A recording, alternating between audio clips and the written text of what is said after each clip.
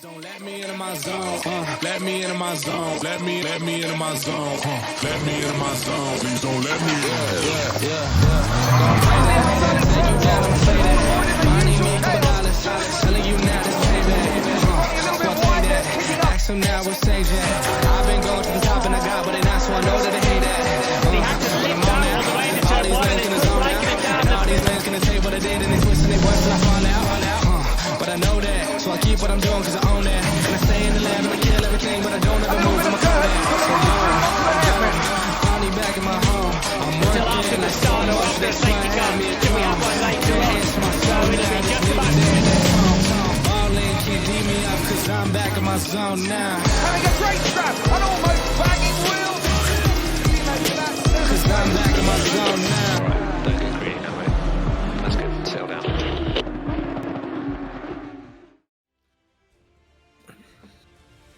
We are back for round 7, and this time we are in Barcelona. And of course, as always, this week's event brought to you by Kailami 9 Hour, MSA Assetto Corsa Competizione.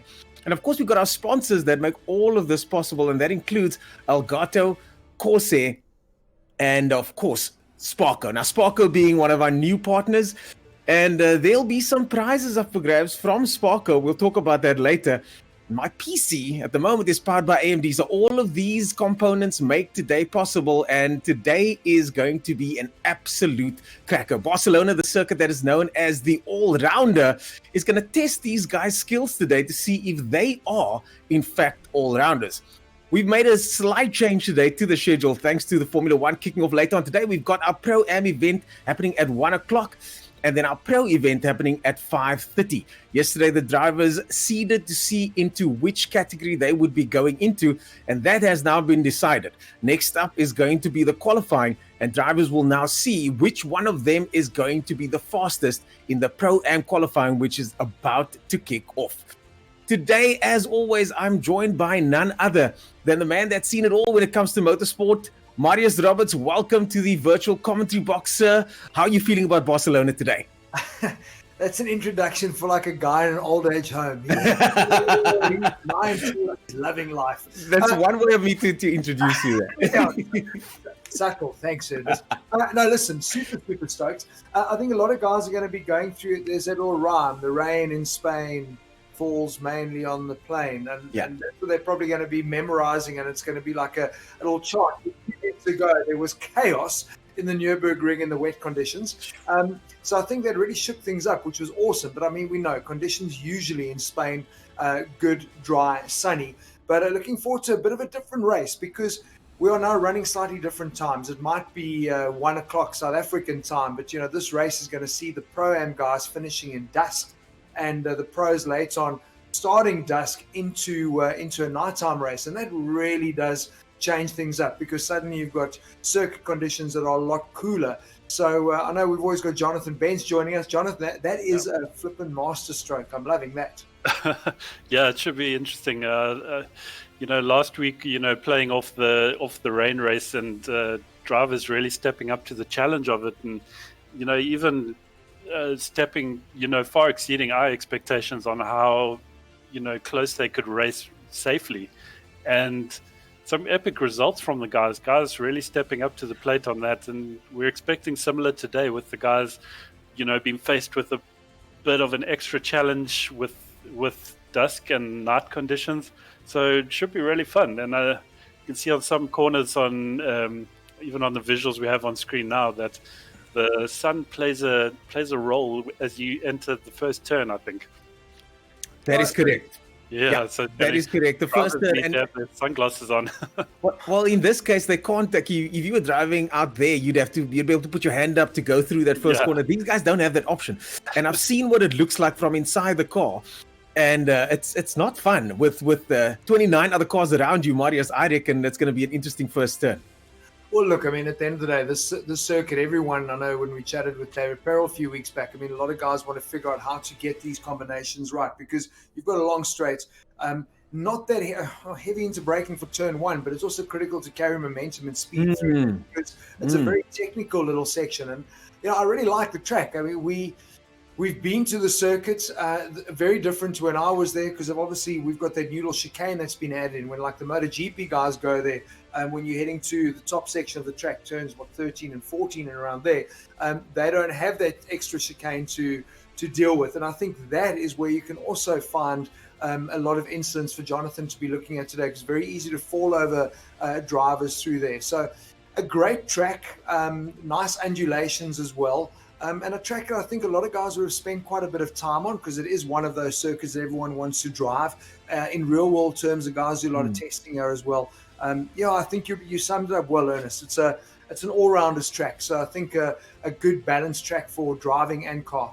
Well, as you said earlier on, the MotoGP guys made some noise and they got that chicane. They also got the surface resurfaced. So the tarmac the guys are going to have to deal with in this game is going to be new tarmac. And now all of these factors play into Assetto Corsa. It's going to be interesting to see how the wind plays havoc. And there is even a chance of slight rain, but as you say, it's Spain, so highly doubt that. Jonathan, though, has made sure that he's left all those doors open. So these guys have a lot to deal with. We're going to look at some of the drivers that are going to be taking part in the Pro-Am category. And here we go. This is what it looks like at the moment, with 144 being set there by Sean Skitty in the Ferrari, the fastest of the Ferraris at the moment. And these times are so close at the top of the field, the top 7-8 guys in the 44s. And then, of course, they start to spread out a little bit. Looking at this grid, again, we've got a mixed grid, as is expected in Pro-Am. Marius, what are your thoughts on what the grid looks like? And some of the guys we see Wesley Hampson has dropped down to Pro-Am, Leon Leroux, previous winner, Bernard King, podium finisher. These guys are really quick guys. What are your thoughts so far? Yeah, there's been some movement, which is quite lucky to see. But chatting with Jonathan earlier before the broadcast, a couple of guys also didn't qualify yesterday. So that means they're basically getting dumped straight into Pro-Am. So be interesting to see how that all pans out. But these guys are I think they are looking at playing strategy. It's very hard for us to read into these sort of times now, because as we've seen before, the minute it gets to qualifying that's coming up, all of that can change and usually does. But it's interesting seeing the difference. I mean, like 2 seconds a lap quicker is the fastest pro time at a 42, which we've seen bigger gaps. So I mean, there isn't too much of a spread. But if you look lower down the field, these guys are quite closely grouped. And I think that's what makes for great racing. But also comes to the fact that it's a track that the guys do know. They spend time playing on the circuit. So you generally get to find closer racing, better lap times as well. But we saw some really good racing 2 weeks ago in those tricky conditions. And I think hopefully the drivers now, I know they're going to have grip levels back, but because of the changing conditions going into dusk, hopefully they're going with that same attitude of being really certain about an overtake and not falling over each other and doing funny things, because we had that in the wet conditions. It was awesome to see. Well, Jonathan did mention that these guys are going to be driving in slightly different conditions because the track surface is going to be a bit colder. So maybe we see those times dropping, maybe we don't. We're going to have to wait and see when qualifying starts shortly, but we're going to have a look now and check out the standings. And this is what it's all about. These guys want to make sure they go through to that final round. Only limited amounts of guys are going to be going through that final round. And so far in the pro category, nothing much has changed. On top there, you got Essa and Jadwat, but that gap between Essa and Jadwat now slowly starting to eke out a little bit. Yeah, I think it's also, what we're seeing here is consistency. You and I have mentioned it a few times now. There's not a huge difference in the points that get allocated. So, if you end up finishing third or fourth, it's not like, oh my word, I've really gone and given my championship a bad beating there. It isn't, because it's maybe 1 or 2 points difference. So that's what kept the guys quite close. And I think that for me is critical, because now this is round 7. So we've passed that halfway mark. But it also makes it difficult for guys further back to really make a change, because you need guys like Consistent Zaire and Bash to really have 2 bad rounds for there to be any difference. We know they've got 2 throwaway rounds that come into play as well. But at the end of the day, that's only going to affect guys that aren't consistent. You know what I mean? So for our top guys, it makes it very, very difficult. I think our top 5 are pretty much set. It's going to be hard for somebody that's outside that to have a serious shot for a top 3 at the end of the season. Well, it does take 1 or 2 errors, though. The guys are allowed to drop 2 races, but we haven't seen anybody make a catastrophic mistake. Any of the front runners, at least. If we look now, we see these are the guys that are going to be battling it out now in the Pro-Am race. And they really want to make sure they get as many points as possible. And unfortunately, not everybody gets points in the Pro-Am race. Jonathan, we've got the top 10 guys today, if I'm not mistaken, going through to grab points. So again, That's right, yeah. points. So we take the results finishing as a single group of people. So we score the first 30 from which is the pro drivers, but then it usually works out to about 10 in Pro-Am that score points. But then it also depends. Drivers do need to finish, I think it's 70% of the race in order to score points. So there are a few drivers from Pro that don't score points each week if they end their race early. Okay. Which just promotes the Pro-Am guys into the points.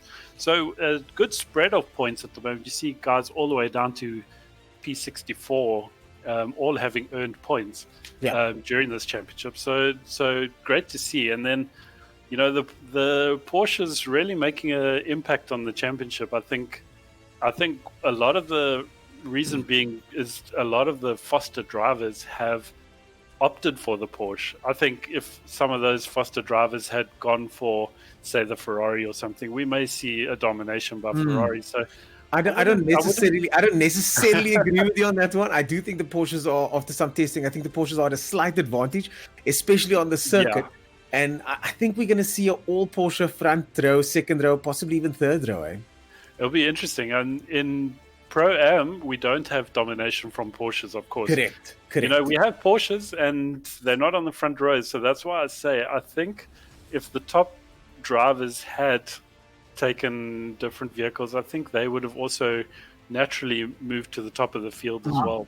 I agree with you, man, 100% there. I mean, if we put a ban on Porsche and say to the guys, okay, next week you can't race in a Porsche, I think you're still going to see the same guys, especially in the pros, filtering through to the top, because it is. I mean, like any driver, you get into a different car. A lot of the pro drivers are like that. They might be contracted to race for Bentley, but then in America, he's in an Audi and he's in this. I mean, if you're a pro, you're a pro, and that's what makes you exactly that, able to get into a vehicle and eke the most out of it. So I just think the guys have obviously been in the simulation for long enough to know this is a 12 race championship. Let me pick the car that's going to, for me, feel the most consistent. And that's why we've seen that with the pros. Whereas I think the guys in Pro-Am might be newer to Assetto Corsa, newer to sim racing. They might have a bit of love. Oh, I've got a poster of a Ferrari. That's what I want to drive.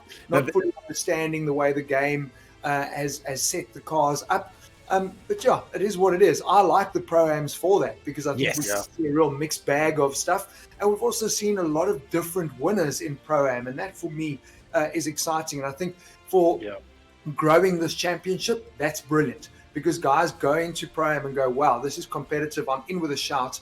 And it's cool. That's what you want.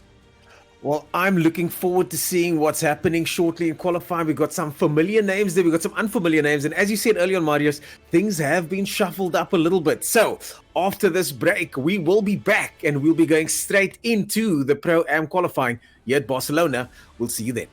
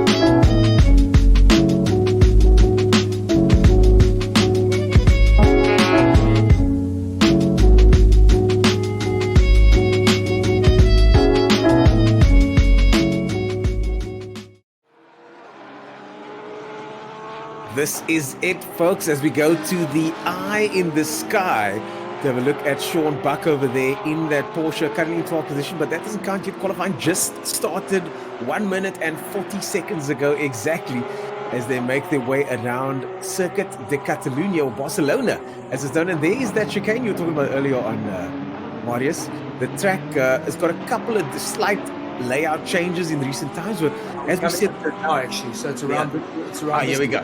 And now we'll get that. So the MotoGP guys just follow the fast route around the outside, but we've got another little right-hander that comes in and then takes them through the chicane that is flipping tricky, and we see a lot of guys falling over each other. But it's a cracker circuit. I mean, I've actually we were there a few years back. There we go. That's a new section. You see the little boards that show.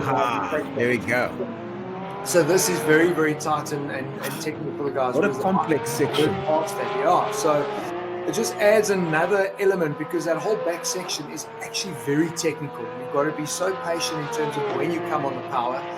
You can't just line yourself up and nail into it. And now, as you come on the power out of the right hand, you've now got to brake again and get into the more complex section. So I do like it. We see the guys taking every single bit of the track to use going into turn one to obviously get a straighter line through that complex, which is critical. If it rains, that'll change. But what I love, I look at that clock and it kind of messes with my body clock. 6:02 p.m. Lovely. Yeah. That's good. It's early evening. Look at the lights already showing from the cars, getting lights up as we're running into dusk. So it's going to be a very interesting, another new experience for the guys, and that's what we're looking for. We want to crown the fastest simulator racing driver in South Africa. And you've got to be able to race in all conditions, but not just happy days, sunny sunshine. Yeah, it actually looks like it's a bit overcast at the moment. Not clear skies like we were expecting, but it's looking a bit overcast. Don't know what that means for the race. What's that looking at track temperature? It'd be good to see how that's going to drop, because I know the guys yesterday was qualifying run at the same time of day. Or was it, yes, correct. It was run at this time of day. But it was sunshine. It was sunshine, yes. So interesting to see the clouds coming in. Track temperature currently 30 degrees, which I know won't mean a lot to a lot of people, but during the day, the drivers are faced with probably between 35 and 38 degrees track temperature. So we are looking at a much cooler track, which promotes tire life. It promotes grip for a lot of the time. So I think the guys will have it slightly easier here, besides the fact that they've got impaired visuals on the track. Well, it certainly is looking gloomy at the moment, and that's a little bit unexpected, especially hearing it from the man that made all of this happen, John Hill. I thought you'd have the inside scoop was there, but I think you're waiting as patiently as we are to see anything change. We're on board now with Craig Eckert as he gives the Ferrari in front a bit of a flash there. Currently, he's in first position, and he is up on the sector by just over a tenth of a second, with Corne Strauss chasing him down, or Corne Strauss just now pushed down to third place as Leon Leroux slots up into first place by over half a second. Yeah, well, that's what I was thinking was interesting. I was about to go and say, they're a little bit slower. It must be the track conditions. And then, bam, in comes a 44.6 from Leon, which is basically the pace they were running yesterday in qualifying. So, track conditions not too different and not affecting the guys. Good job there by Corne. Looks like, I think, getting out of the way and letting Craig go through. That Audi obviously now second fastest around the circuit. So there already we've got the mix-up we're talking about. You guys were chatting during the ad break about just how good a car the McLaren is, yet none of the guys really seem to be driving it. So hopefully we'll see a McLaren being at the top of the field, because literally there aren't many of them. There's one in this race. So it'll be interesting to see how that goes. And it's funny how the guys just gravitate to things they know, brands that they know. For me, having driven pretty much most of the McLarens in road-going version, I know how good these cars are. They were made for, so it's like, that's where I want to go, Yeah. Check, it's just gone to the top, taking 0.3 off of Leon Leroux's time there. So that is a crack lap. The Audi's looking well set up here. Yeah, the times are now going to start tumbling down as the Audi goes through the first S bend over there. Now they're going to go into that long right-hander, and this is where absolute patience is needed. He does have a little bit too much patience. He backs off. He's happy with that time, and he lets the Ferrari through as what looks like Sean Mumford coming on in the background there. I think that's him. No, that's Ian McKenzie coming through there as we cut now to Corne Strauss in the McLaren. The first and only McLaren here, and from what I've heard, it's a fantastic car to drive. It's just that not many guys have chosen it. Yeah, look, he's obviously gone. We know a couple of weeks back the guys were allowed to put in their livery and they could spec the cars to look the way they do. So that's why we're seeing a very different looking car from Cornet today. I don't know if I'm a massive fan of the black diffuser. I mean, the white diffuser. I'm kind of a little bit like, yeah, I'd rather have that thing menacing in black. But listen, the car is an absolute cracker. And I mean, we've driven this road-going version. Probably one of the quickest legal road vehicles that you can drive. It's unbelievable. So the base there is so good because, I mean, you know what these guys are building. They are literally building race cars. Yeah. So the road-going versions are phenomenal. So you're coming off a very, very good base. So interesting to see the guys never chose to go with it. But this is very technical 3-hour low. I'm glad we went on board because again, you've got to be so patient when you come in the car. You want to make sure you can drive out of that final turn onto this long straight, but it's very easy to get it wrong. Well, Cornet Stra's currently half a second up, and yes, he goes into third place there now, still 0.4 of a second down as he pulls off there. And we now go to Bellingen in the Lamborghini, the first of the Lamborghinis, up into fifth place, 1.2 seconds down. And getting back to that previous section there, that complex really does take quite a lot of patience. The guys have been practicing that all week, and they've had to sacrifice certain parts of the corner to make sure that they get that run up onto the straight right. So it's really one of those corners where how much do you give, how much do you take, and where do you give and take it? The same goes for this first complex section over here where we see Bellingen running a little bit wide there. The guys want to run wide, but not too wide. And it really is a give and take on a lot of this very, very technical circle. Bellingen gets it a bit sideways there. You see, that I was about to say to you, that's what's so tricky here. Because of these corners, it's very easy to actually run in with a little bit too much speed. And then you end up with the rear end that you're never going to get back again. As we saw Aldo giving us a great example of it. And it's the same thing with that complex, because you come out of another long right-hander, you get on the power, and then you got to pitch it into a tight right. It's a little bit downhill as well. So it's very easy just to go in a little bit too hot and get the rear end rotating, and difficult to pull that back. So that is what I like about the circuit, is that there's committed corners where you know you're on it. But it's really a fine balance between when you're getting on the power and that throttle response and keeping that car balanced. So I think that's maybe where the Audis look like they're well set up in these sort of conditions. We know the guys have said there were some problems when you lose the rear on the Audi, but I think that's in very special circumstances. In general, it's a very good hand. Whoa. Skitter goes off there. Skitter goes off in the Ferrari through that section we were talking about there earlier, Marius. And another thing you mentioned now was the undulations. And it doesn't really look like it, but this circuit's got what seems to be a lot of elevation changes. I'll tell. I mean, amazing story. I mean, we were there probably 2 years back with Monster.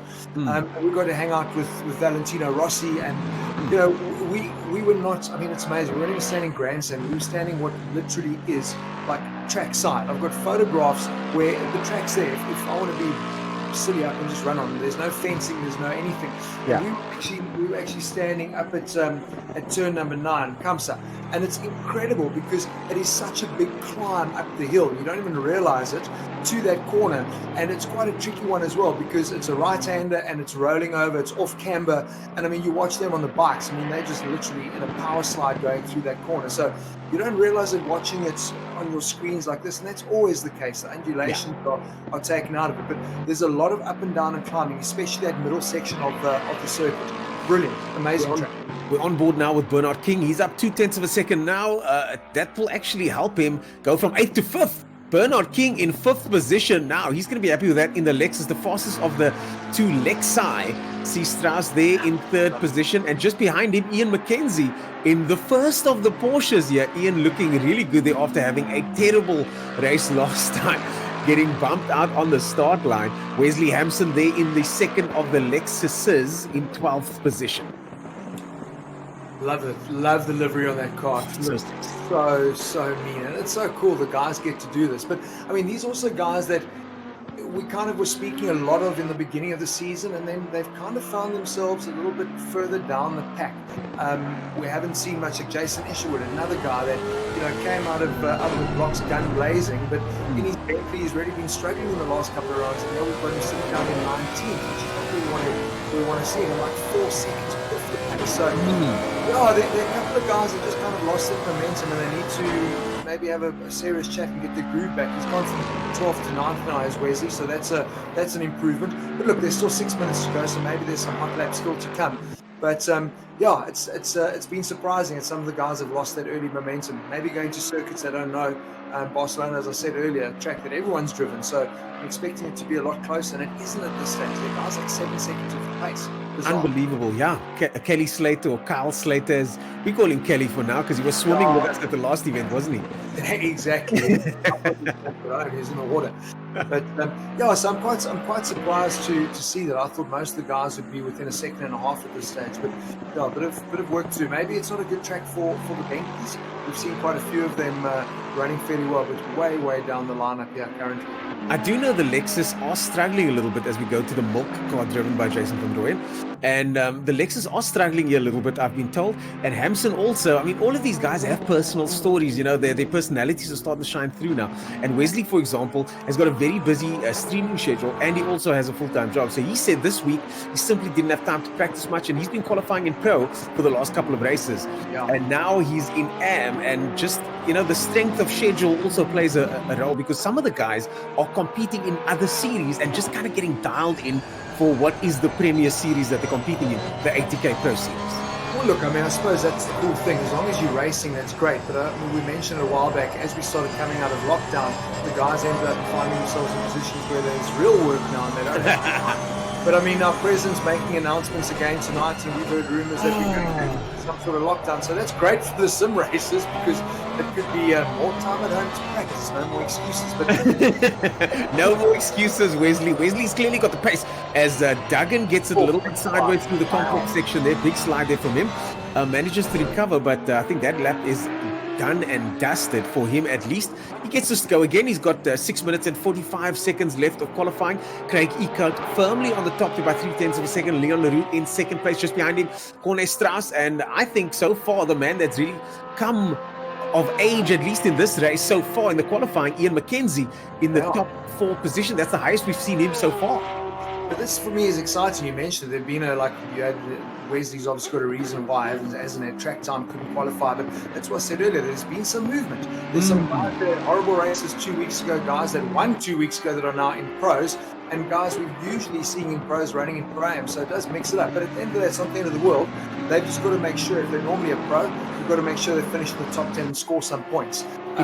This could end up being a throwaway round, like we mentioned earlier too. So for the guys that have been super consistent, the throwaway rounds don't really make too much of a difference for them. But for the guys that have had a nightmare, they'll be happy to have 2 of those races in the bag to play with.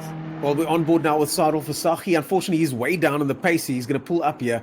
Not able to go faster than a 147 at the moment as we cut through to Isherwood. Now, Isherwood is that, I don't know what's going on there, Marius. This is, to me, a surprise that he's so far down the grid. 4.8 seconds seems uncharacteristic from even him. But think about it, Ernest. When last have we been raving about his driving at the top of the field? I mean, I'm trying to think back. Maybe three rounds that he hasn't kind of been there, where he's been running in 12th, 13th, 14th, which isn't normal for him. I'm trying to think when last we saw him in the top 10. I reckon it's probably round 3. So that for me is a bit of a surprise. I don't know what the issue is. I know that we're sitting and dealing with the cars, obviously balance of performance. The cars are meant to be even and consistent at every single track that they go to, but the balance of performance seems to work a little bit different in the Assetto Corsa, because it isn't always the case. So maybe he's just found himself at tracks that haven't really suited the Bentley. But having said that, we've had Bentleys that have done okay, that have actually outperformed him. So that's been the confusing bit for me. And I'm sure Tasman would be flying that flag if she were here now. He's currently up 1.5 seconds going into the last complex there. But even that's only going to bump him up to about 18th position or so. And I'm sure for him that would not be what he's after. Someone that is further up the field, though, is Sean Skitter in the Ferrari. The first of the Ferraris now in 7th position, with Noor Hendricks in 10th. Jason van Rooyen in 14th. And Versaghi down now to 18th position as Isherwood goes up to 16th. Yeah, we saw Sean make the mistake earlier. Remember, we were on board with him when he spun out. So he's obviously regrouped and put in a really good lap time here. But I'm loving that lineup. And then there's the first Porsche is is Ian in 5th. And look at that mixed bag, Audi, Aston, Lexus, McLaren, Porsche, Audi, Ferrari, Lambo. It's really, really cool to see it. And if you are new to the ATK series, I don't know what the hell you've been doing for the last couple of weeks, but this will be a nice turn up for you, because you'll get to see all the manufacturers. It's going to be a little bit different when you go to the pros, because it literally probably is going to be a Porsche top 8, I think, on qualifying, just having a look at the pace from earlier. Yeah, we go on board now with Skitter and Porsche top 8. This most certainly isn't as Skitter gets a little bit sideways there. That Ferrari is notoriously loose, but he is working that steering wheel very hard there, trying to dial it in. Let's see if he's going to be able to go any faster here, as Isherwood also finding time in the background there, but he's going to pull it down. Skitter's up. Well done, Jonathan. A quick question. I've spent time on the circuits with the Assetto Corsa. Any areas that the drivers need to watch from exceeding track limits? Because like that exit out of that chicane, there is a little sausage there, but you can ride over it. So it'd be quite interesting. I don't know if you know what the track. We don't have those normal like we saw Paul Ricard. They're the little beacons that you've got to come back in. What's the story on this track? Yeah, that last turn will probably end up giving the drivers the most warnings for track limits, because you'll generally push it over that sausage curve a little, but I tell you, you go a few millimeters out and you've got a warning. So that particular sausage curve, as opposed to the last corner itself, that'll give problems. Trying to think anywhere else on the circuit, perhaps going onto the back straight. There's the exit on the back straight is quite notorious for knocking drivers into the dirt as well. And there is a section up the hill where there's a sandbank on the right-hand side, and drivers are not allowed to they're absolutely not allowed to touch that sandbank. If they get anywhere near that sandbank, it's a penalty or an invalid lap. So there are about 3 or 4 spots on the circuit. We're on board with Fenter now.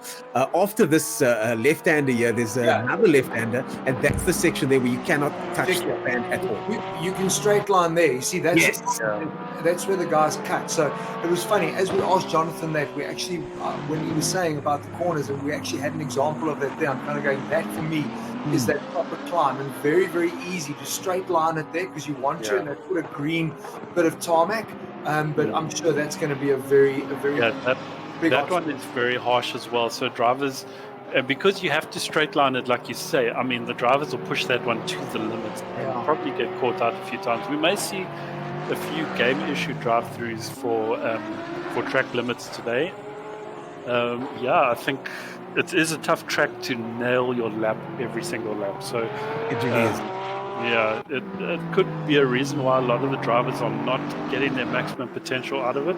As you see, LaRue, they straight lining that apex as much as he could, but it's a very tricky one, eh? He's got closer too, which I'm having a look. We've got like 40 odd seconds to go, and he's like 0.7 off the back of Eco. So that's a very good time, a 43.9 by Craig, because I mean that's quicker than what we saw yesterday. So the guys definitely have come here with a little bit in reserve. So that's great pace. They would have put him into pros, Well, Craig is now in the pit lane, so he's not driving.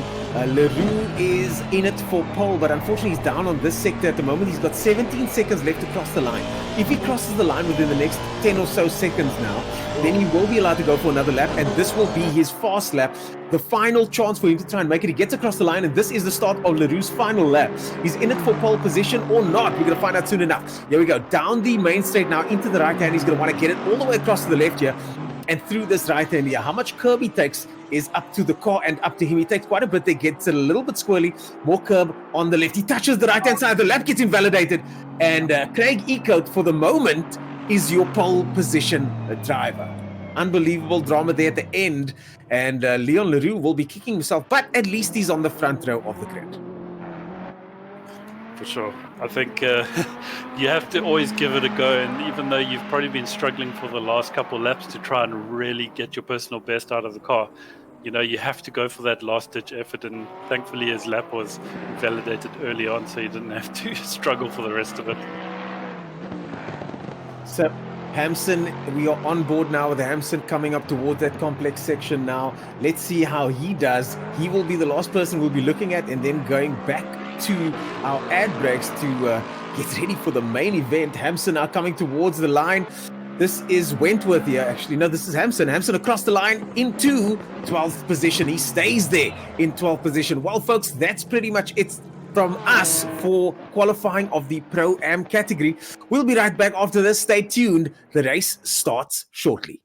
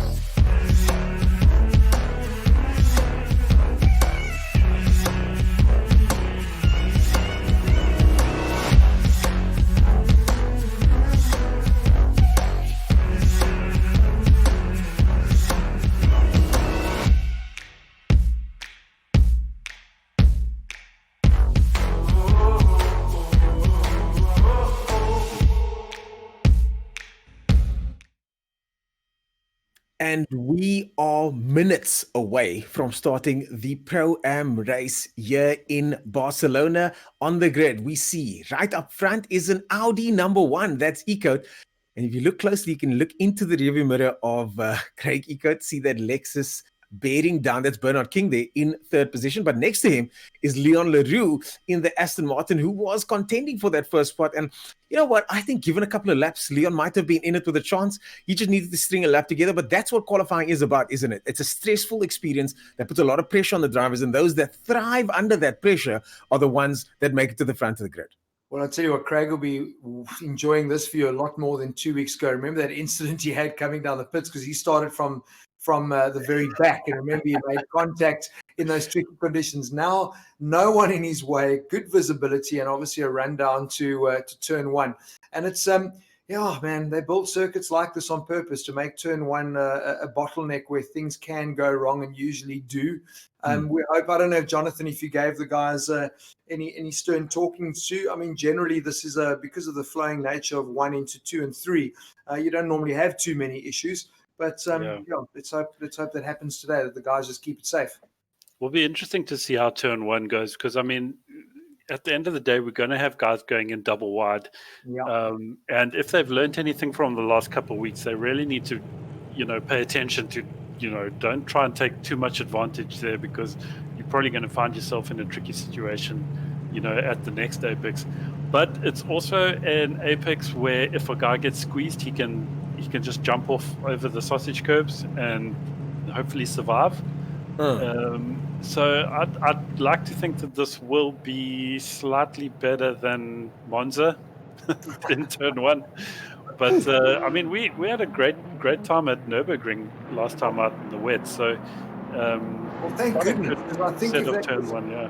I think if that was dry, we would have had Monza times 12. I think Nürburgring's worse than Monza Yes. because of that little kink to the right and the flipping bit of a downhill under braking, and you can't turn too tight because the car gets flipping airborne over. It's a very, very tricky corner. But you're right, there is an escape route here. The guys can obviously straighten up and go across the sausage curves. But that is the thing with the first lap. You know for a fact there's not going to be single file through here. And it's quite tricky because you are very clearly offline, but it's a combination of corners. So if you can keep your car there, the next corner is going to give you the inside again. So it's like, there's a lot for the guys to sit and balance in terms of how much do they let go and how much do they hang in there through the opening laps. But it's a 50-minute race, and I think that is what the guys we've seen certainly picking up on, and that experience coming and realizing that it is not all one in that first couple of corners, and they are thinking the long game here.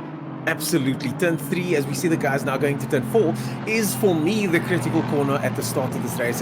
But you got to get there first. And to get there, you need to get through those first 2 corners safely. As we now go through turn 4, down the hill now into the very sharp left-hander. We also think a lot of guys are going to outbrake themselves, especially maybe in the first lap.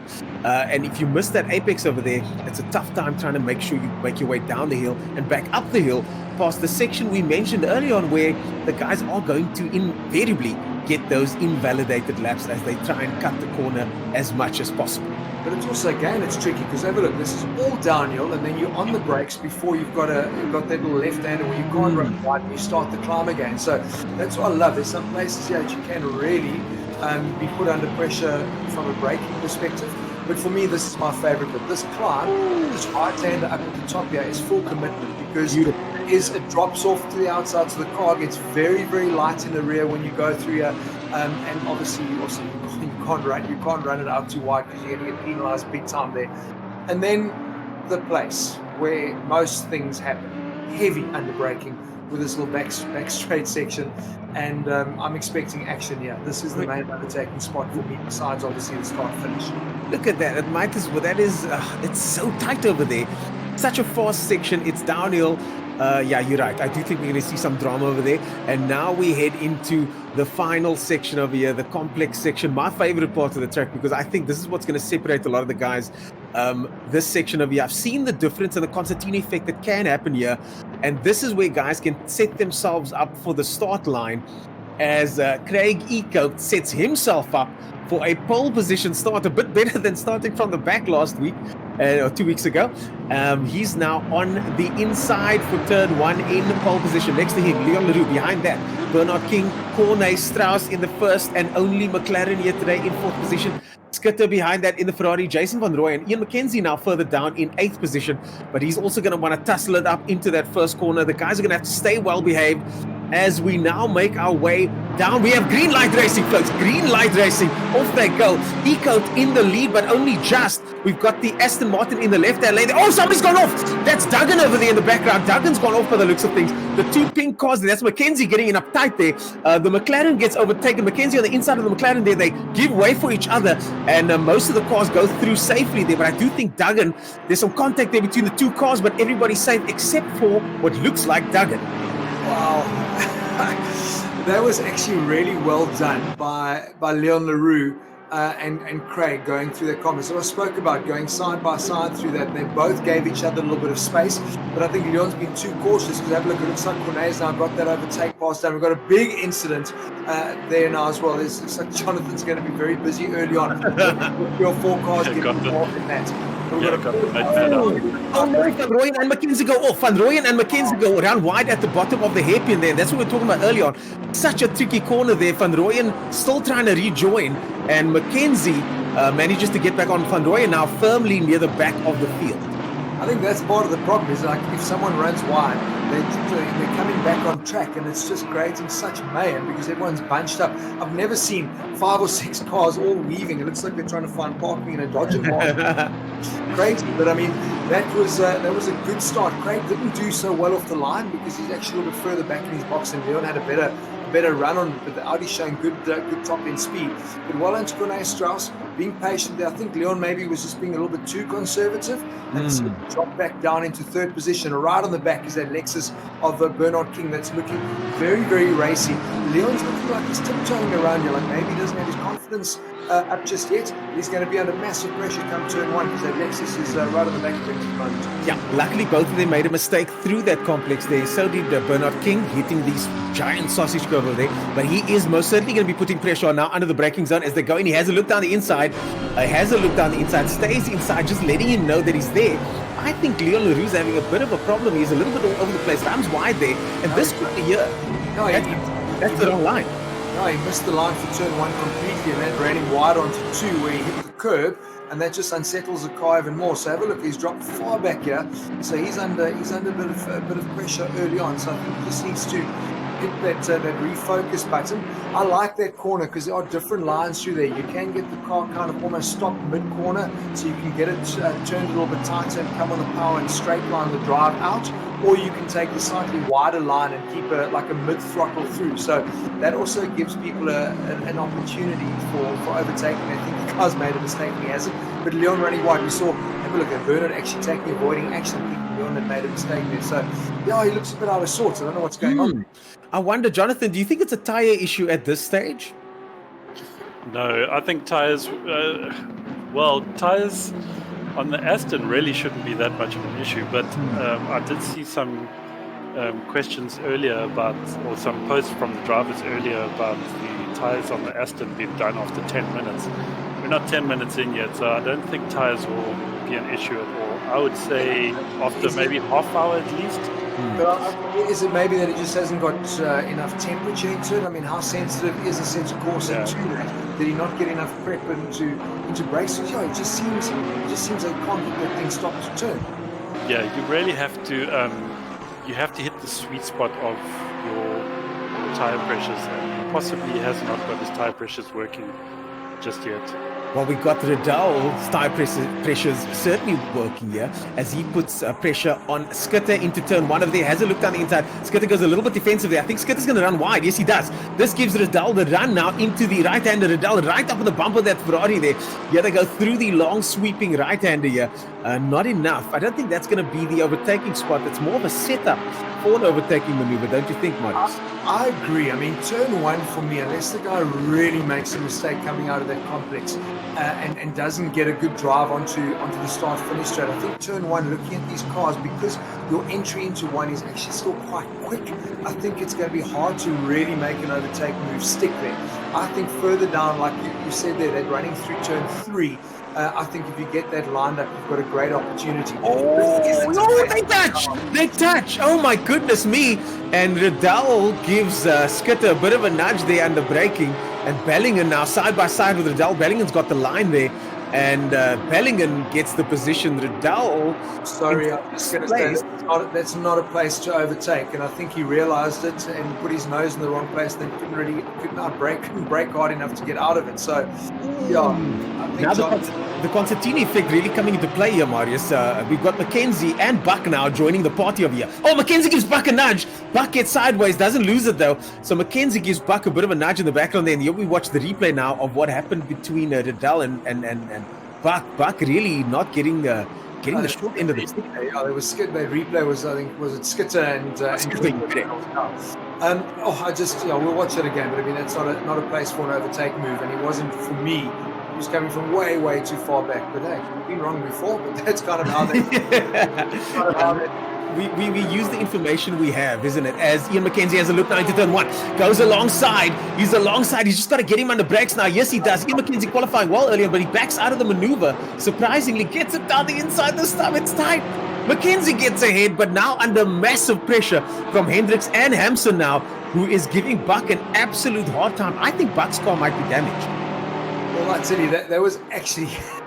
That was a perfect overtake move there, but you see how difficult it still is, side by side, but still to make that stick, because you really have to trust the guy on the outside not to close the door on you and to give you that space, which they did. So that was a very, very clean move. Nice to see, but a lot of action early on in the race. It was like carnage on the first 2 laps, and now the guys are kind of getting settled into it, but still some good racing right the way through the field. We have a look at Bernard King back. I mean, we kind of missed this for a bit. Hasn't got past Leon LaRue, so maybe Leon's got his mojo back into his rhythm. This is a rhythm circuit, Barcelona, though. You really need to be on it, but he's got off again with that early pressure, and that's going to give King the overtake. So that should be, oh wow, and he's hanging on. This is good racing. Very much hanging on. We've got in the background there Duggan's trying to make his way through the field, but someone that's also doing well here is King and LaRue. LaRue, it does seem like LaRue is not doing too well under the pressure today. I hope there's not something wrong with his car. And Bernard King should have a lot of confidence knowing that he's got this kind of effect on LaRue, just having come back close. As we now cut to Wesley Hampson. So many races happening here on the track. Wesley Hampson in front of him. We've got the pink Porsche. And behind that looks like that's a Ferrari there. No, Hendrick, I think so. There must have been a switcheroo. It changed, yeah. We'll see it now. Yeah, there we go. He's dropped behind it. Actually, interesting when we go back. Oh, we're seeing a replay down at the bottom. So that's is that Buck? No, who was that? That was Skitter, I think, getting knocked off there at the bottom on the replay. Oh. Yeah, interesting just having a look at that, because I actually thought that Bernard King had the overtake move done there when Leon LaRue just outbraked himself. But I look on it's now fixed one. So Bernard has got past. Hopefully we'll get to see that replay at some point. Has got past him. But Leon did well, outbraked himself, but still hung on, knowing that he's got the inside line. I'm seeing there are yellow flag sectors as well, so there must be some incident somewhere. Someone's back on track again. Well, it'd be good to see that overtake move as well. But there are a lot of battles happening. Wow. Plenty incidents here on track as we now go on board with Raymond Duggan, who has been fighting his way through the field after having an incident earlier on. And how is that car still running so well? I'm sure he had quite a bit of contact with the wall over there, but Raymond Duggan slowly but surely hunting everybody down. He's got Buck in front of him now, and just in front of that you've got Noor Hendricks, who's chasing down Hampson. All of these guys so closely bunched together, the time's so similar, and they really started to compress the field now, especially here in the midfield. I mean, look back, we don't see this kind of racing, at least not recently, with this far into the race. 10 minutes in, everybody's still line astern, nose to tail, as Duggan now has another look on Buck. Yeah, I'm loving this. This is brilliant. I know we haven't been following what's happening with the leaders up front, but that's okay because the race is back at the moment. And on board with Duggan, you said, he had massive contact off the start, but looks to be stopping and turning just fine. So. Yeah, Duggan now coming through to the final corner here. This is that final complex, and this is what it's all about, getting the run into the straight, and you see he messes that up, touches the sand there, doesn't get an invalid lap though, but he doesn't get a warning by the looks of things. But that's exactly the kind of thing you got to watch out for in the circuit. You don't want to touch the sand at any point. The game does penalize that quite harshly, whether it's a penalty or you get slowed down. As Mackenzie now starting to get some pressure from Hampson. These guys are friends off track, but no love lost here, as Hampson, who has been incredibly consistent at times, now starts to catch up to Mackenzie. Yeah, maybe this is the Lexus circuit after all, because we've got one sitting in third, one sitting in eighth. Both of them look very, very racing competitive, which is awesome. Noah Hendricks is obviously having a good sniff here as well. He knows that if any of these two fall over each other, they're two positions that he can make up. So yeah, this is really, really good to watch. And it's that type of circuit where it's just hard to get into the rhythm, easy to make a little mistake under braking, and the guys are feeling that, and we're seeing it from a racing perspective.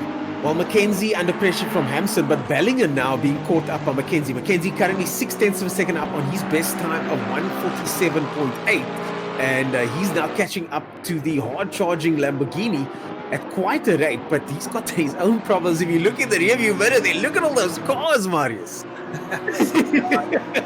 It's awesome. No one's looking in their rearview mirror for that braking point, though, because that is so heavy. I mean, we stood there as well watching the MotoGP guys. I mean, you cannot believe the speed that they come down that little short straight, and then it's literally a stop and dead turn. So for the drivers as well, it's a great opportunity for overtaking. Back up front, Cornet Strauss, he's kind of dropped off a little bit. It was 2 seconds, the gap over hanging on to the back of Craig Egoj.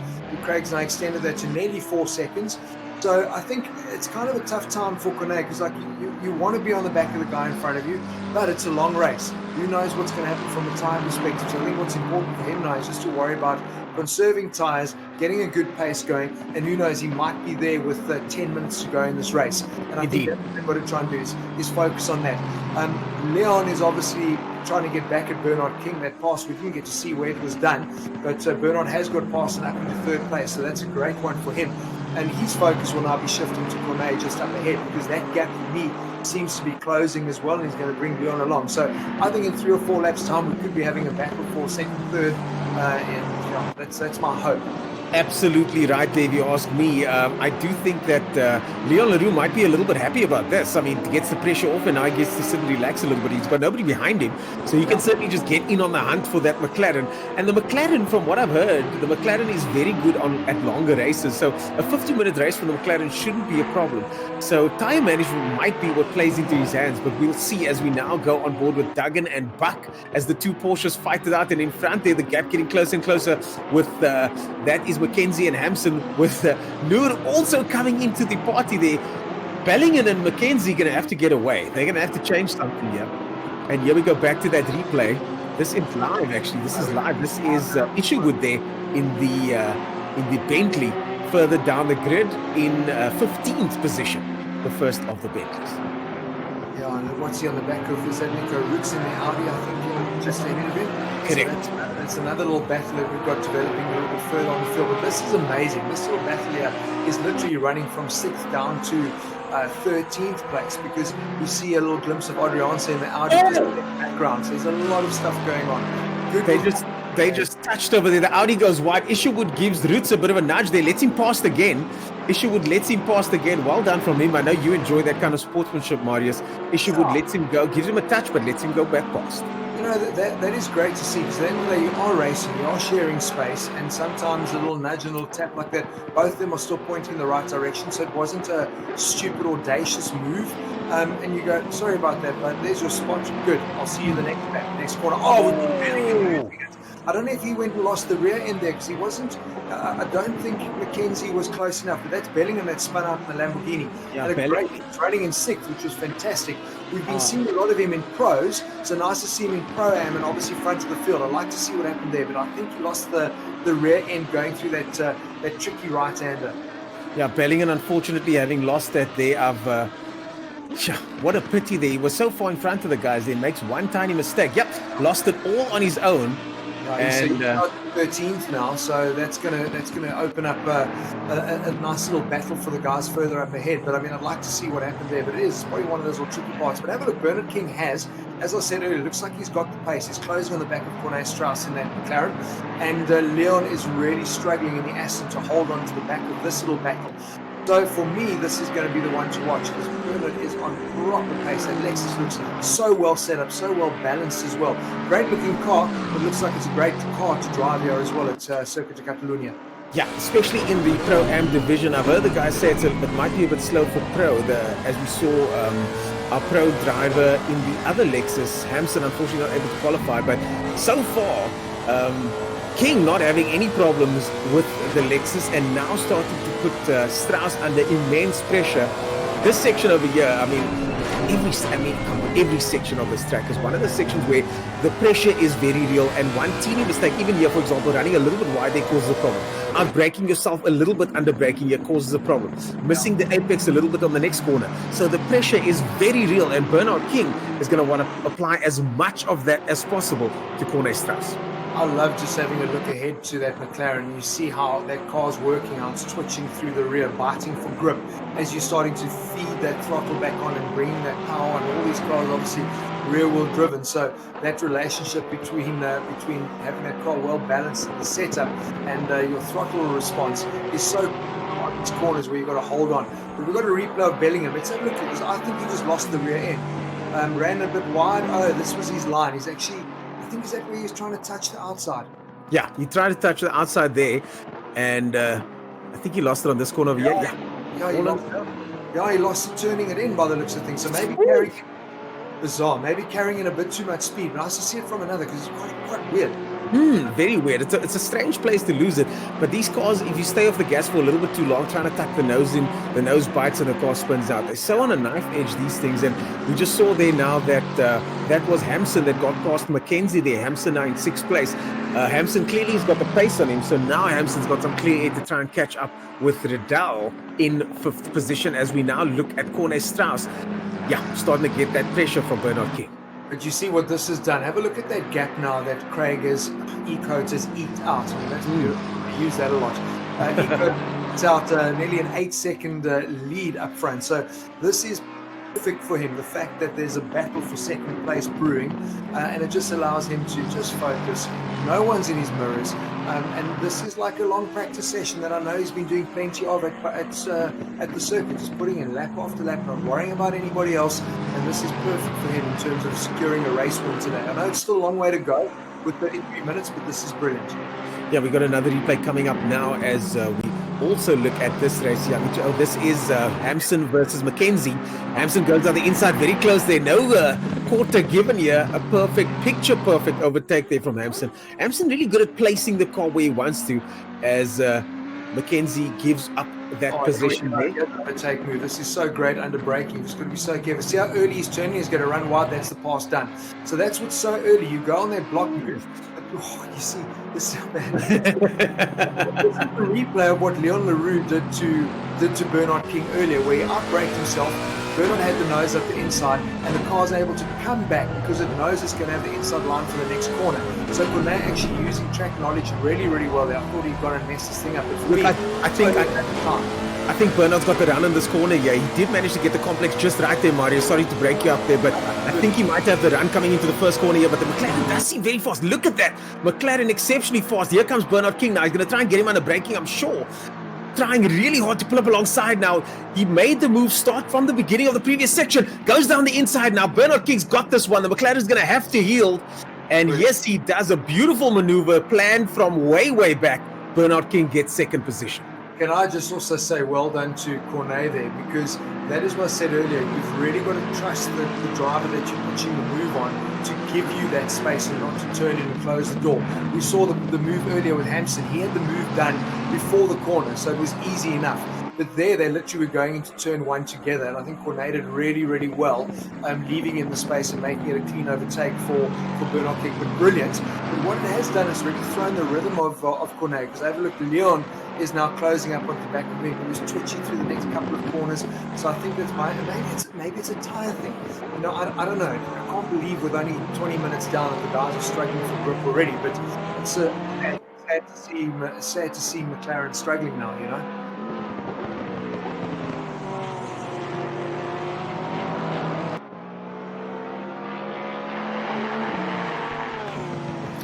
Yeah, so I'll pick up. I don't know where. I think we've lost Ernest. Maybe it is load shedding, but the guys aren't shedding any loads here. They're just flipping flat out and good racing. So we saw that pass earlier where Ian Mackenzie got overtaken by Hansen, and that for me was such a good clean move.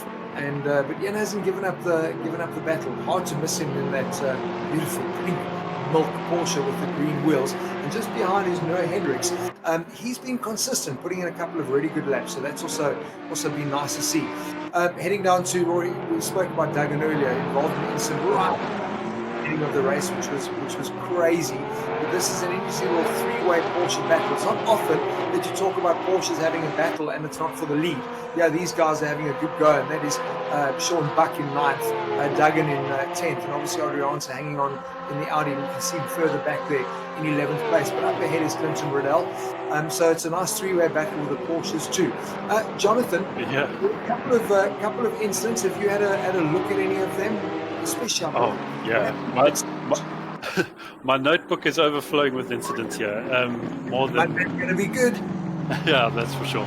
A lot of paint scraping and stuff that doesn't really have much effect on the results here.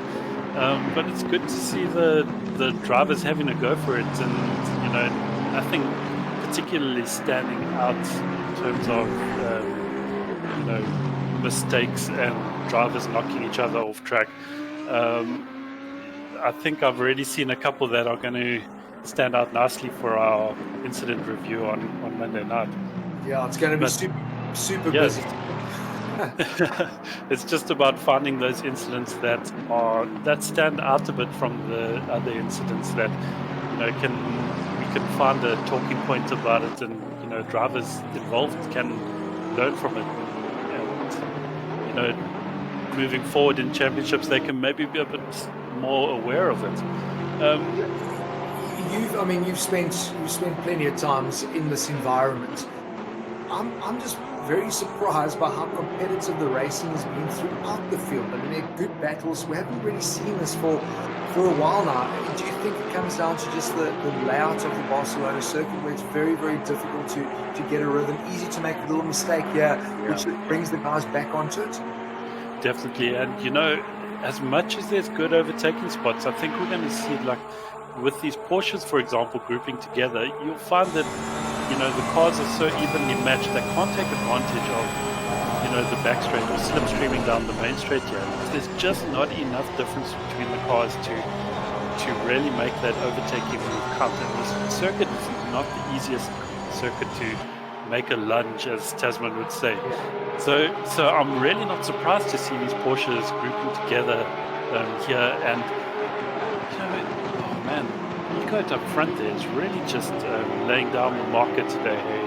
Run away with it. But that's always what you want. I mean, in any situation when you know that there's a hell of a battle for second or third just behind you, you go fantastic, because everyone's so busy fighting that no one's worrying about you anymore. So he's taken full advantage of that. I mean, we haven't even spoken about him. He's checked out with an 11-second gap after just over 20 minutes of racing. Yeah, we've got finally a look at him. I mean, this is great driving. We saw the pace that he had 2 weeks ago at Nürburgring in really tricky conditions. I mean, he obviously would have been happy having to start from the pit lane with a penalty on the back of the grid, but had a fantastic drive right through the field, and I think that's probably given him a massive amount of confidence 2 weeks later to arrive here and you go, I can do this. When you put me at the back, you put me in the front, I know where I am. I'm confident, I'm comfortable, and I'm happy to be leading the race up, because this is a great drive. Yeah, I tell you, he's probably enjoying the fact that he's driving ProAM this week. I mean, what would you rather win a race or battle for the rear end of pros? And I think he's actually loving it there at the front of the grid at the moment. Possibly not, by his own choosing, but fantastic that to see him, pull out that lead, and that's quite a dominant performance right now. Is that not the big debate, though? Because I think for a lot of guys, and I've chatted to a couple of guys that are playing other series, and it's about where do you want to be? Do you want to be like 20th in pros, or do you want to be running top 3 in pro-ams? Because I think a lot of the time there's a lot of learnings that you can do about leading out a race and being in those competitive battles in pro-am, and rather build your confidence there and then make that all jump. Sorry, I'm just going to digress here, because this is now because I don't know if Bernard has made a mistake, but he must have made a mistake at some point there. Hello, welcome back, Ernest. You missed some great. Load shedding is a very good thing. While you were away, I don't know. I'd like to see Bernard King must have made a mistake, because it's brought Corné Strauss right onto the back. He had pulled on a lack of lead, so I'd like to see what he went and got wrong there. But back to that other point, I mean, I would probably want to build up confidence in Pro-Am before jumping across into the pros, because it's good for your confidence when leading out races. Yeah, I completely agree with that. I think that it is a good confidence boost for the drivers to win races full stop, even if it isn't considered the inverted commas pro division. So great to see that performance, and he's driving the car that's going to have the best tire life, in my opinion. And that should be good. But looking at Strauss taking on King here, this is going to be a very interesting battle, because that Lexus has got some legs on it, and this McLaren, just while it's got some top end, maybe that is his best opportunity to get past. He's slipping past on the straight. I tell you what, that McLaren has got fantastic corner entry speed. So I'm puzzled by what I'm seeing here, though, because it's like, sure, there must have been a mistake, but now it really seems like Bernard's struggling to get the rhythm and to open up that gap again. But this might also be the case, where for Cornet now it's like, yes, and you end up getting sucked into it. You find yourself putting your car in the right places and hitting the brake marks perfectly because you're not in that zone. It's always so much easier to be chasing a guy down than to be the one that's flicking the proverbial mirrors shut so you can have a look to see who's behind you. But this is exciting for us because we thought the battle for second was done, and Leon is still hanging on there in the Aston in fourth. He's going, you guys take each other out, and I'm happy to be back on the podium. That is the strong position of this group right now. He's just sitting there waiting for the action to unfold. You see it, King just having to drive very defensive, which is also contributing to him losing a bit of rhythm and pace. Let's see what this McLaren can do on the straight here. But he's got great drive out the corner. You see, that for me is critical. Absolutely. That chicane, that little complex, you almost need to forget about the first one, and you really need to nail the exit, because that's going to take you onto that final turn. Oh, and he's made a mistake as Bernard. Looked like he got that car completely crossed up into turn one. But that for me is why it's so critical. Look at the drive. He ended up opening up a nice gap. So then you can go into turn one, not having to worry because you've actually broken the toe. It was great driving. McLaren being so strong in the twisties just makes all that time back up after that main straight. Yeah. I think that's down to the McLaren just battling to get his power down the same as the other cars. And like you say, drivers really need to focus on maybe, don't cook the entry too much. Yeah. Rather focus on getting that power down. But the McLaren is a little bit like that. So great to see them battling though.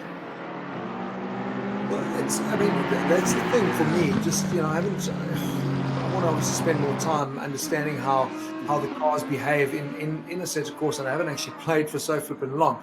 But it was just interesting for me having a chat to the guys, and it literally does come down to setup, because like we mentioned before, I just found like it was almost better to be slow in, fast out, as opposed to carrying the speed, because I just felt that the behavior of the car when you were trying to carry speed was unnatural in terms of how the rear responded. And the guys were saying, no, listen, that's just sorting out the setup, getting that done properly, because once you start losing the back end, it's not like in a real car where you can get it back easily. It's very, very hard. Yeah, these cars are exceptionally difficult to bring the back of the car back into line again. It's a tricky setup.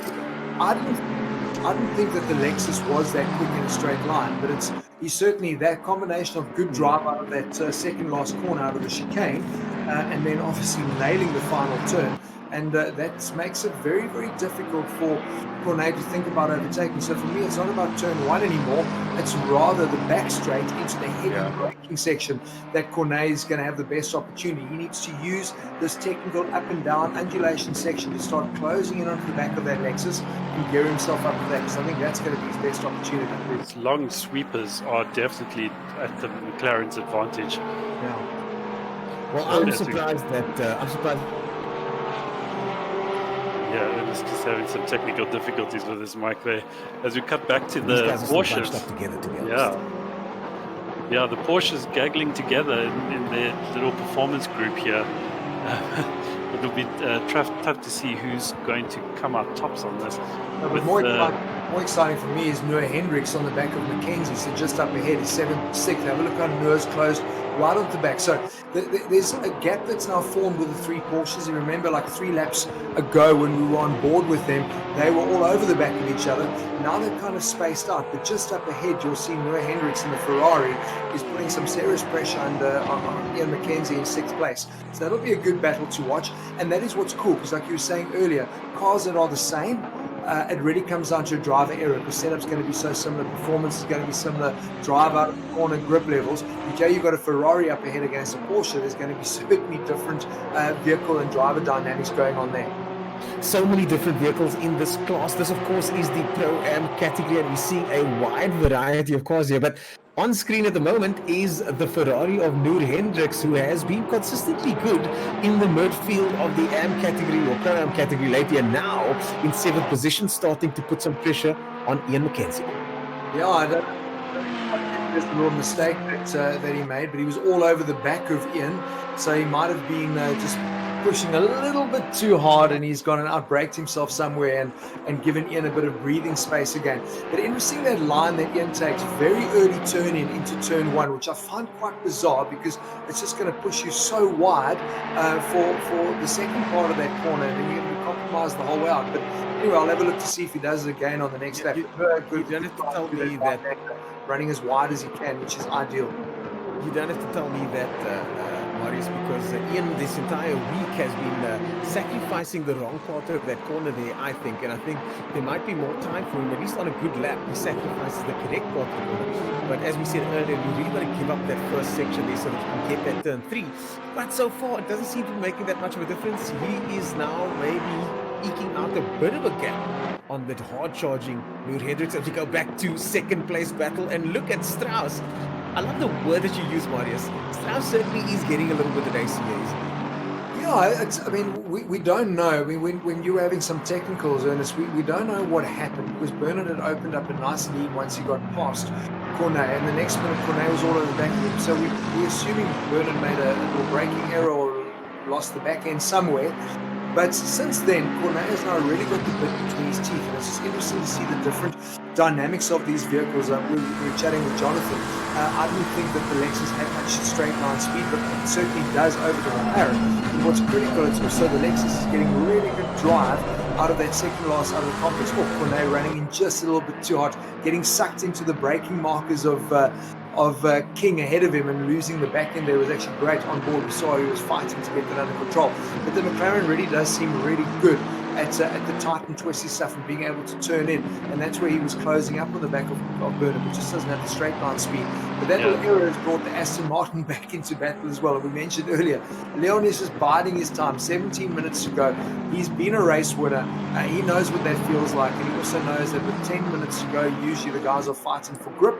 And I think he's sitting there saying, you guys battle, I'm looking after my tyres, and I'm going to be hot with 10 to go. Spot on. I think the tyres are definitely at the point now of dying. And I know that McLaren, from experience in recent weeks, I raced this McLaren at this track, and it's definitely got half an hour's tyres in it, and then the rear end gets a bit light and a bit sketchy. So I can see that exact thing coming up with them. And that is what you don't want on these type of corners where you're keeping throttle, it's like long flowing right-handers, and you on that to get that gas early. Yeah, but you've got to keep that car back. That setup is so critical, so easy to get it over rotated. You carry in what feels like normal speed, but as the tires go off, suddenly it doesn't have the grip and you're over rotating. So yeah, it's going to be interesting predictions. Yeah, it's going to be nuts with 10 to go. That's what I think. Well, Leon Leroux, as you say, biding his time, 60 minutes or so left on the clock here. Leon Leroux, certainly, I think the strategy for him would just be to hang back behind his McLaren, apply some pressure, and wait for a mistake, because then he can start hunting down Bernard King. Is he going to try and make a move on Strauss? And as you guys said, maybe the McLaren is... I think so. And the Aston Martin, I mean, he was complaining about tyres going off early. Tightly bunched up together. He's gone wide off there, big time. So that's going to bring Leon straight back in. It seems to be, John, as you were saying, seems to be some tyre problems there. And the Porsches are not back on it again. Looks like Duggan under some pressure from that's Riddell. So Riddell is under pressure from Duggan there. So again, maybe another little mistake. But the tyre thing, I think, is becoming a real reality now for the guys in terms of trying to hold onto the vehicles. I don't think it's a case of Leon being able to hunt down the guys up ahead. I think he's more relying on their tyres going off and probably making mistakes as the two of them are battling for the position. But interesting to see the onboard shots there, the different lines that the guys can take. Some of these corners, you do have different approaches into it, and it's one of the things I like about the circuit. But that is not a place to overtake. That is so naughty-ish. Yeah, that's unfortunate. That is not good. Duggan and Riddell there, unfortunately, getting the better of each other. And I'd love to see a replay about what exactly happened there. What a pity as the Audi touches the sand there. And Jason Van Dooyen, who also went off early on, now in 10th position, at least in the top 10 with Roots just behind him. He's going to be happy with that top 10 finish, I'm sure. But what are your guys' thoughts on what happened with Riddell and Duggan over there? Well, I think we know who's at fault there because Duggan actually slowed down and gave the position back to Riddell. So I think he realized that he was being a bit over-ambitious going in there. I mean, we saw the exact same thing with the two Porsches, the Kyalami 9 hour at the top. They literally ran into each other. and the synchronized spinning, and kind of just giving that position back. So I think it's so easy sometimes to get sucked into that, and you realize, oh, I'm on the end of my brakes. Like there's gone now braked himself again. I'm on the end of my brakes. Nothing I can do. I've tapped you, Flip. Sorry about that, dude.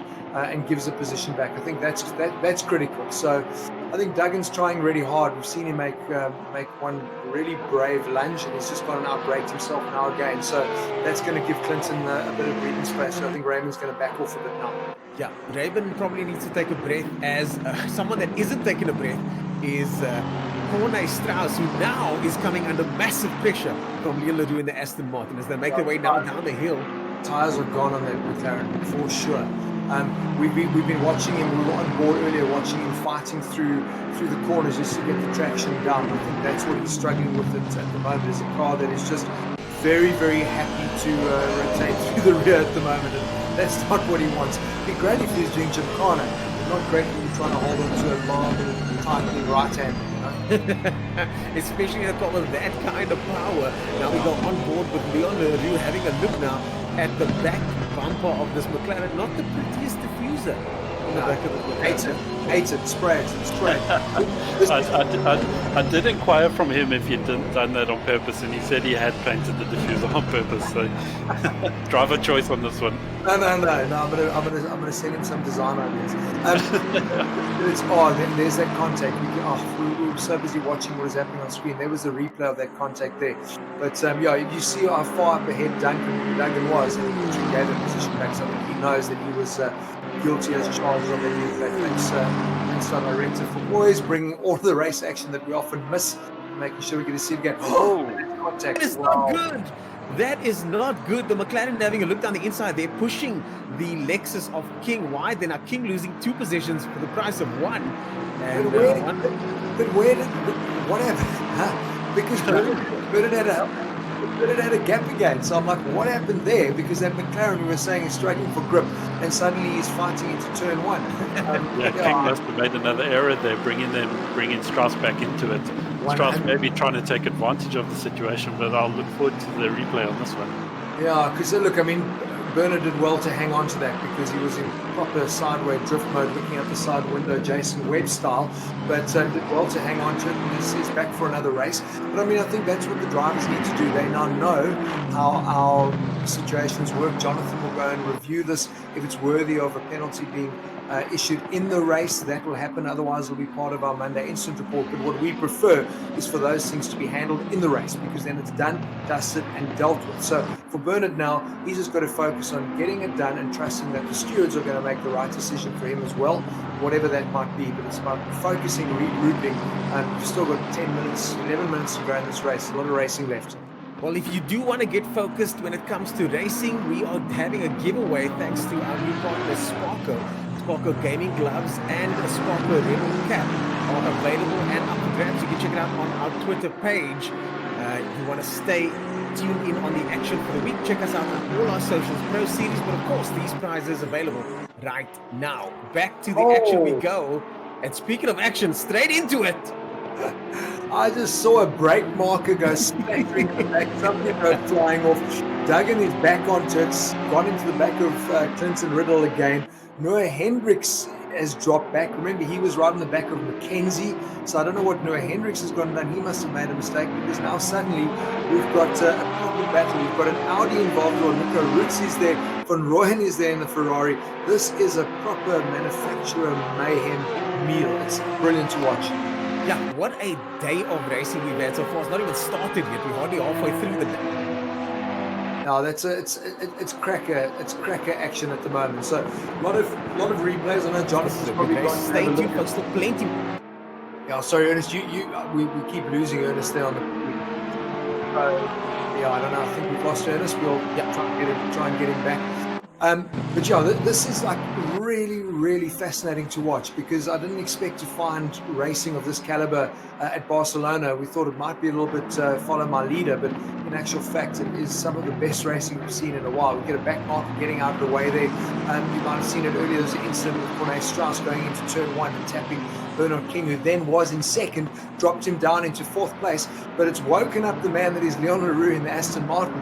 We do believe that this McLaren is struggling with tire grip at this stage with 9 minutes to go, struggling to get that car to turn a very lively rear end. So I'm still expecting a lot of action. And Bernard is hanging in there as well, hoping to get his positions back. So we've got a replay at the bottom. So this is what happened. So we're on board now looking from that aerial view. That is the Aston in the back, and that's Cornet in the front. I want to see where Bernard made a mistake. Oh, Cornet diving right up the inside. That's pretty naughty, but I don't know why Bernard was so slow through there. So it'd be interesting to get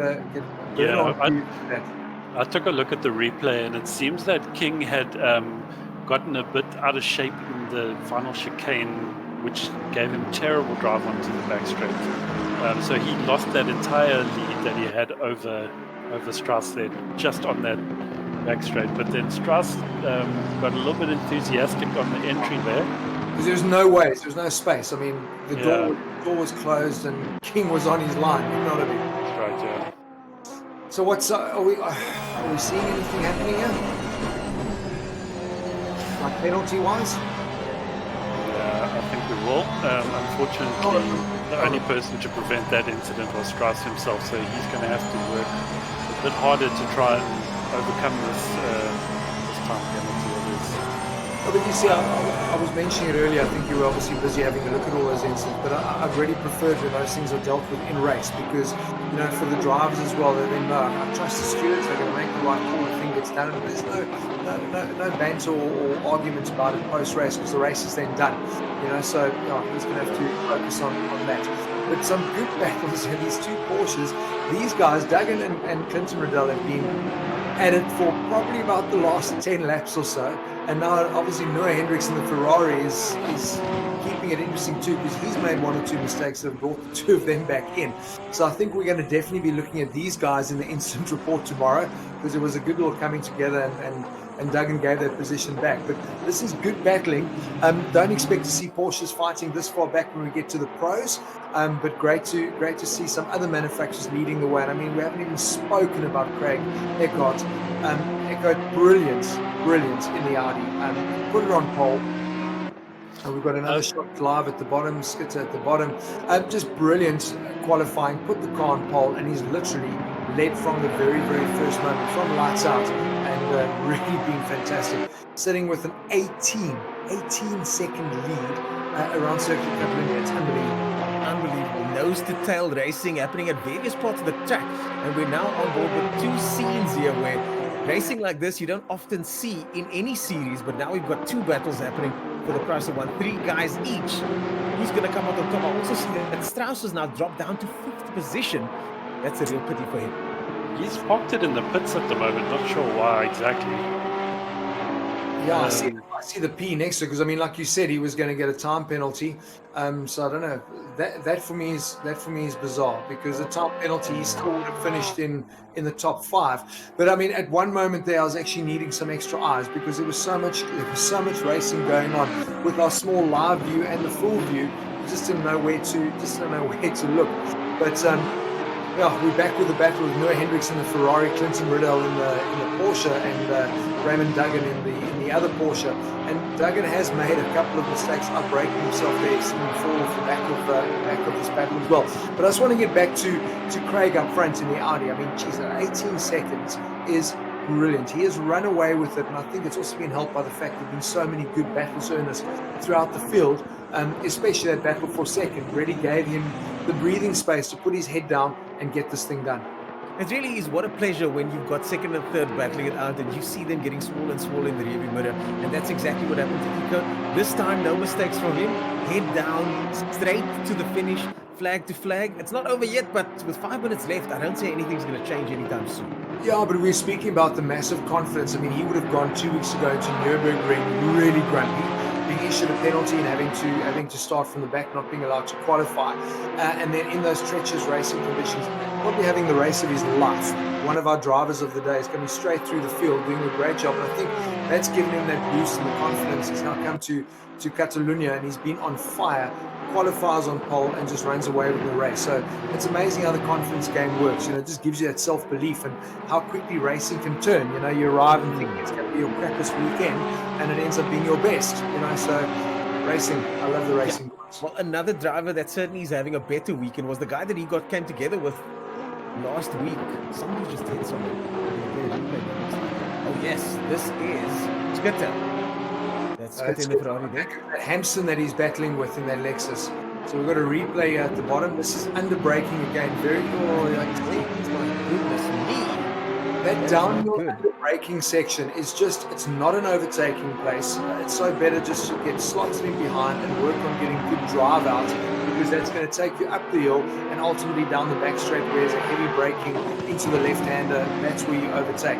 We've seen a couple of guys falling over each other and tapping each other into that bottom corner, and the downhill braking does make it tricky. So, yeah, thanks for the replay. Another little incident. But Duggan hasn't given up. And you know what? Nico Roots has been brought into this. Now, which one said, okay, thank goodness it's now been done. Because, oh my goodness.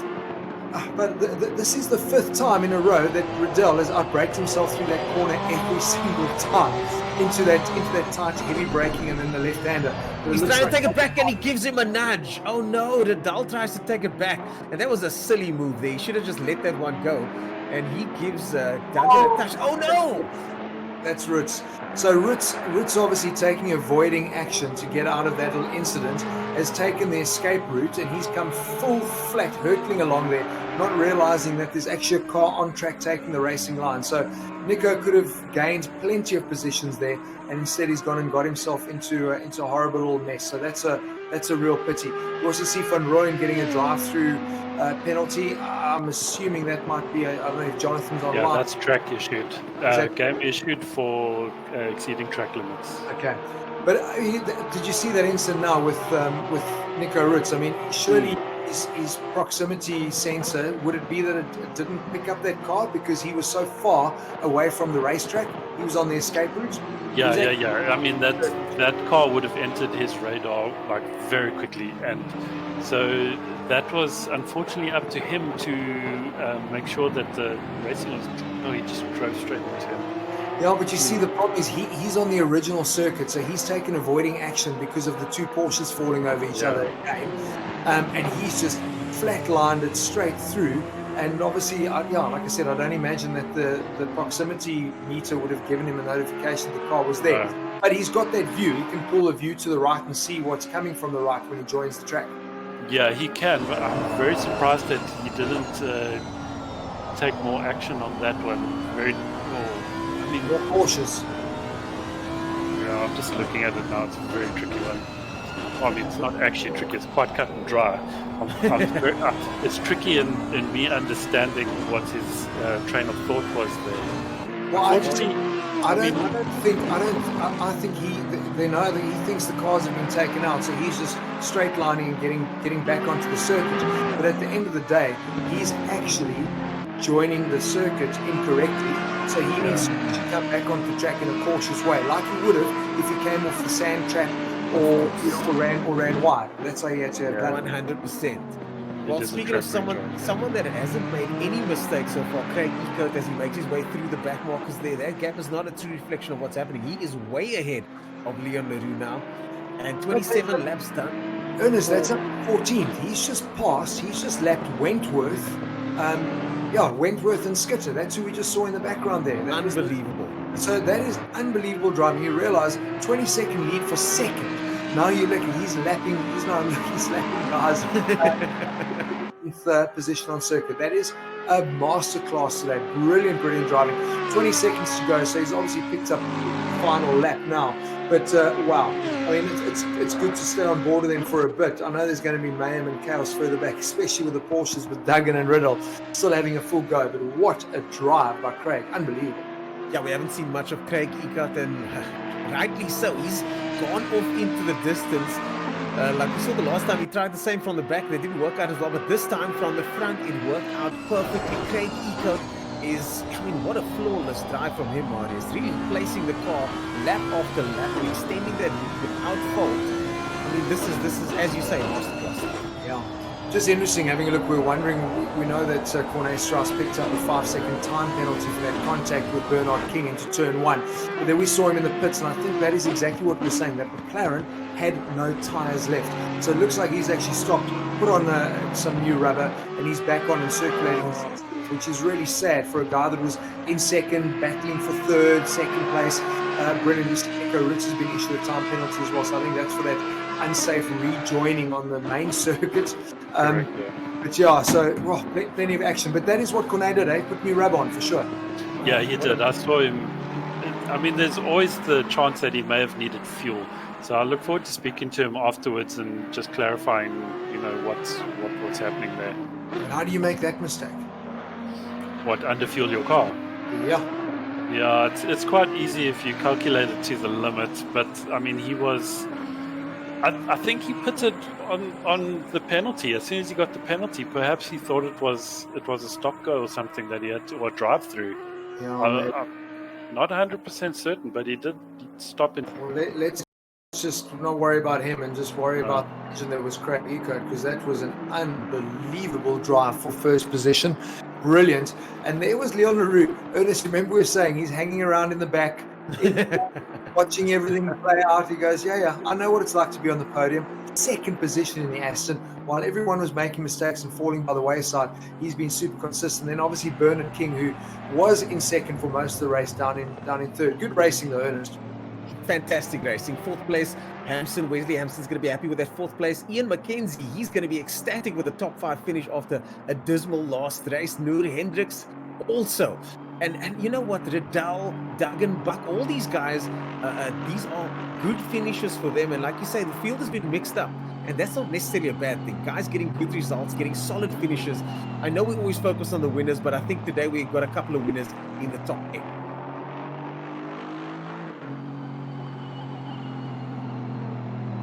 So, looks like we've got a bit of a technical with the stream. I know it's an absolute flipping nightmare with load shedding in South Africa.